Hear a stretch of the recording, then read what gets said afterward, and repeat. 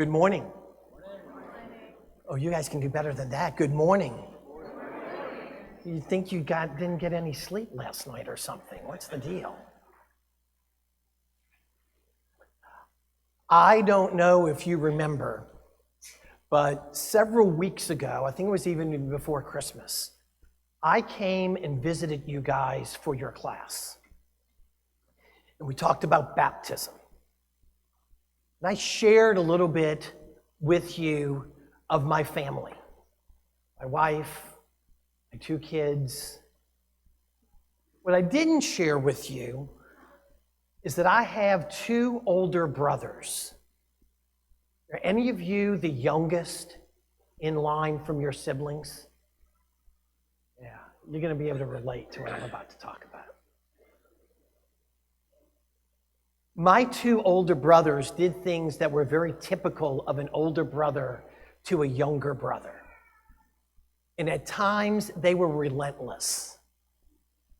At times, the way they picked on me sometimes, and at times, they would, we played rough and they would beat up on me a bit until I got old enough and big enough to defend myself.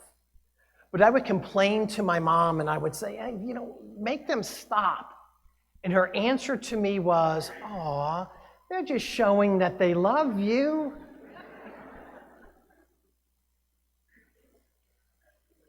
Well, that's an awkward way to show me their love. And it reminds me of that old adage, with friends like that, who needs enemies?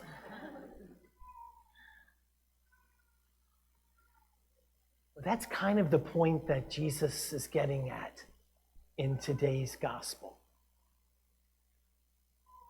Those people that we encounter in our life, and some of them that may be very, very close to us, and we may even live with them that close, that even though they may be difficult to love, we are called to love them.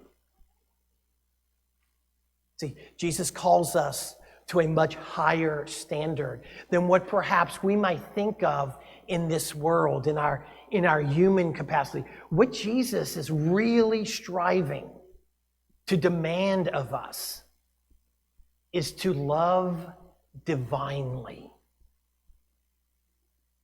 To love like in no other way that we may have even experienced in our life in this world.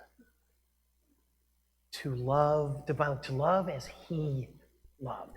And in today's gospel, I don't know if you were counting, but He offers us 11 ways to do that. So He's not short on giving us just 1 or 2 ways to do that. No, 11 of them. And we heard them like, if someone hits us on the cheek, we're to offer the other cheek. If someone takes from us, we shouldn't demand it back. If someone needs our cloak, offer them our tunic as well. Of course, that oldie but goodie, the golden rule, do unto others as you would have them do unto you. That's actually a pretty radical teaching of love that Jesus is demanding of us. Because in our world, think about it, we live in a world that, hey, if you take something from me, I better get that back. And as a matter of fact, I better get that back with interest. Or if you hit me, you're going to expect something coming back to you. And Jesus says, no. That is not the way to love as I love you. So it does beg a couple of questions. One is, who is our enemy? He says that a few times in the gospel, right? Love your enemies. Well, who is our enemy? Well, I would like to think that we go through life and we don't encounter anyone that is really our enemy, that we would want to harm them. that we so dislike them in such a way that we would want to harm them. But there are certainly people in our lives that for some reason or another, they get on our nerves. They aggravate us. We have disagreements with them quite often. And those people that we may look at and think, boy, they are so hard to live with, to see maybe even every day. They are so hard to be around, and yet I have got to love them. Jesus commands us. Notice in his language, he doesn't give us a choice. He doesn't tell us, well, if you think you can fit this in your schedule, you think maybe you can love some people for me, but the others don't. No. He tells us every single person. Because he tells us those that we're supposed to love, what's the big deal about that? Even sinners do that. He calls us out on that. No, it's the ones that are hard to love that we are to unconditionally love. And how do we do that? Well, let me offer to you some suggestions. How we can love even those that we're supposed to love and those that we may find it difficult to love. In our own home, when our parents ask us to do something, we could do that right away rather than giving them every excuse to not do it.